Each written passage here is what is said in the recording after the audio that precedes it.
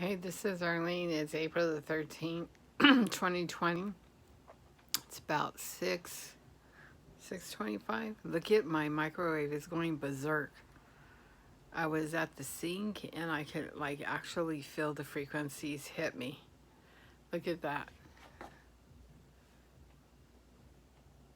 I just finished cooking my hamburger patties.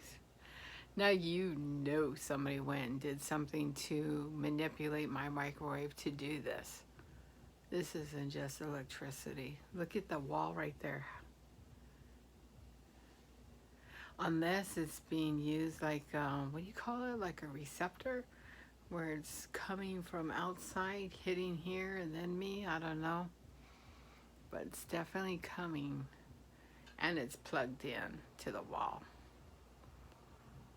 Hold on. Let's see when I unplug it what happens.